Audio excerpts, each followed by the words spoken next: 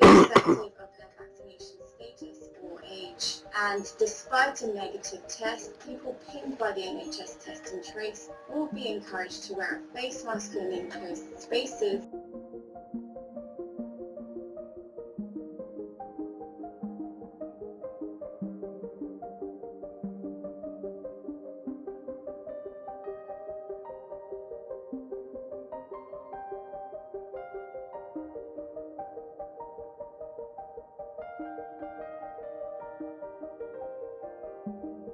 A car is driven north at 50 km per hour. A sudden gust of wind hits the car from west, at 20 km per hour. Calculate. Part A. Graphically, in which direction and speed the car will travel if the course is not corrected by the driver. Part B. Check your answer mathematically. Before we begin, spend some time reading the question, and when you're ready, just start answering this way. To begin with, write down the word solution, to show that this is the start of the answer. Now, read the question once again, and while doing this, extract the key information, like this. There are two key information in the question. In this style of question, best to draw a quick sketch like this, and write in the key information. This diagram will save you time. Here is our sketch. Here is our rough sketch. Note, the key information in this sketch matches that contained in the question. We have replaced our sketch with a slightly neater diagram, only for clarity purposes. Don't waste any time drawing neat diagram in an exam. Never spend too much time on doing any pretty diagrams which are not required. This will not give you any extra marks. In an exam, you will be given a graph paper. If you wish to follow along with this example, then please get some graph paper, pencil, rubber, protractor, and a ruler. Also make sure you have the necessary skills of drawing graphs. See our video number VID #114. These are the facts we have given in the question. The car is moving north at a speed of 50 km per hour. This gives us our first vector. Next, fact is that gust of wind which hits the car from the west at a speed of 20 km per hour. This gives us our second vector. Okay, we're ready to put these facts on paper. Make sure you have drawn a quick sketch.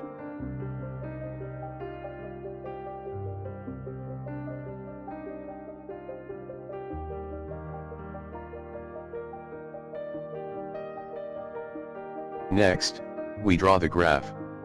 So, starting off with a clean graph paper, we draw the vertical and the horizontal axis as shown.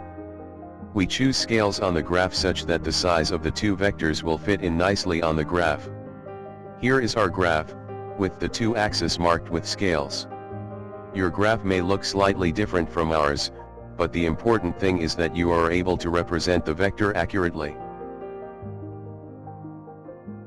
Because we're working with vectors, we have to represent the size and direction of the vector on our drawing on the graph. Drawings are the ideal way of representing size and direction of a quantities. We will use the vertical axis to represent the car's speed while traveling north, and the horizontal axis to represent the wind speed blowing from west to east. First we draw the speed of the car as a green arrowed vector on the vertical axis as shown. Note we have drawn to scales the speed of the car shown as a green line.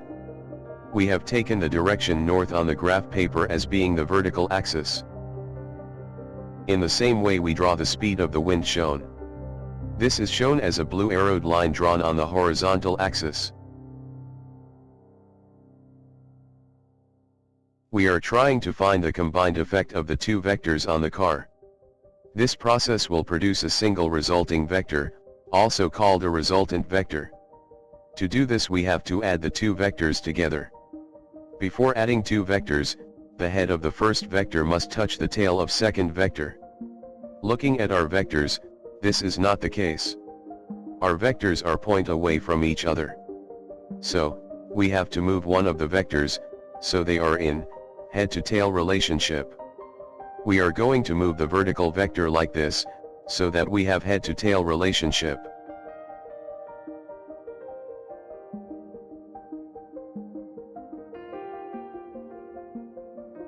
Now, we draw the resulting vector like this. We draw a line from the open tail of one vector and to the open head of the second vector. We have shown this as a red line. This is our result vector. It shows the effect of the two velocities vectors will have on the car. The car will move in the direction of this red vector.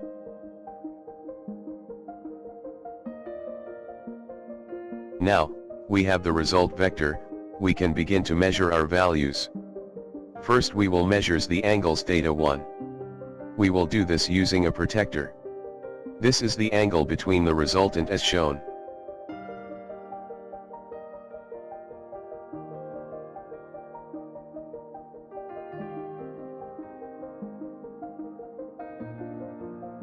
We place the protractor as shown in the diagram and read the angle.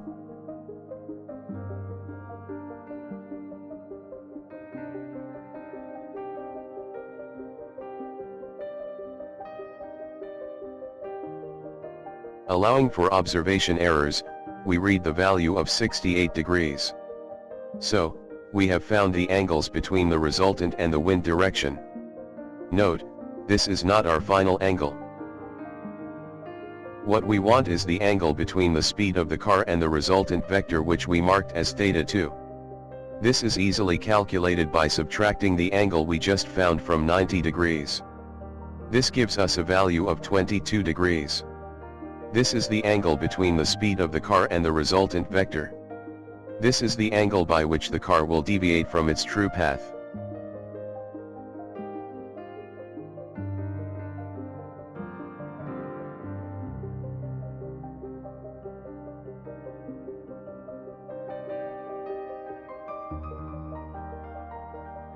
Next, we will work out the size of the result vectors.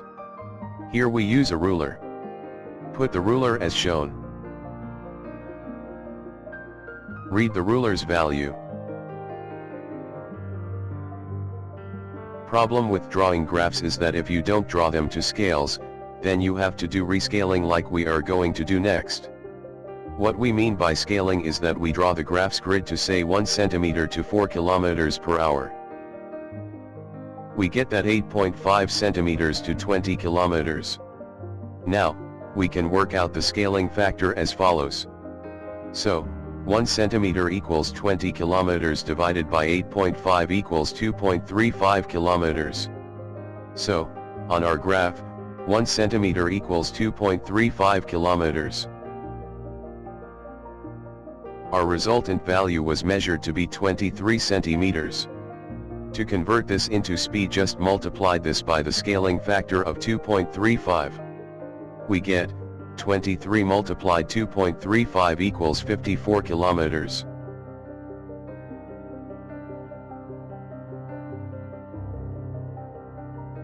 So, we can say that a 20 kilometers gust of wind from west will push the car 22 degrees from its course with an increase of speed to 54 kilometers.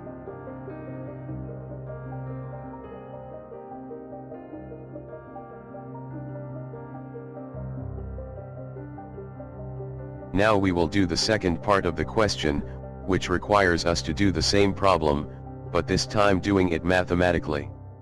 Hopefully we will get the same answers as the part 1. Doing it this way we will get more accurate answers. First, we draw an arrow-headed line representing the speed of the car traveling north, and we write speed of 50 kilometers per hour next to it. Next, we draw another line represent the speed of the wind blowing from west at 20 kilometers per hour. Next, we draw the resultant as shown. What we have is a right angle triangle.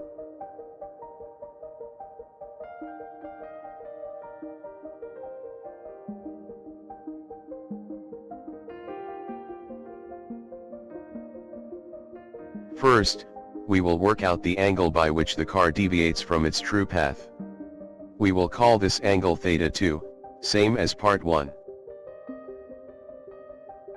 Angle theta 2 can be worked out from the triangle by using the tan function as follows. Tan theta 2 equals to opposite side divided by the adjacent side. Putting in the two values gives us tan theta 2 equals 20 divided by 50. This gives us the value of 0.4.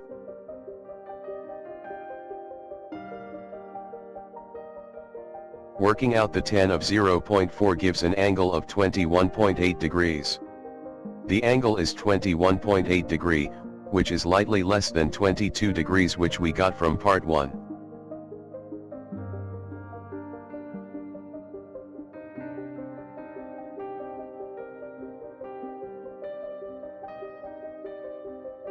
Next we work out the size of the resultant.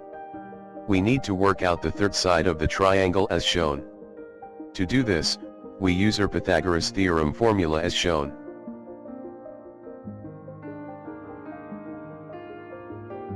The Pythagoras theorem formula states that in a right triangle ABC, the square of the hypotenuse is equal to the sum of the square of the other two sides. Side AC is worked out like this. Let us put some values in our equation and see what we get for the result AC.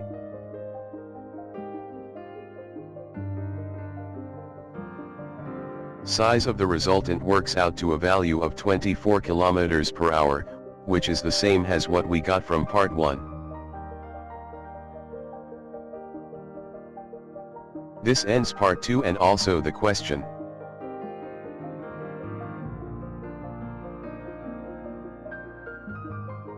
Thank you for watching this video. We regularly bring out new videos, so don't miss out. Please subscribe to get these educational videos.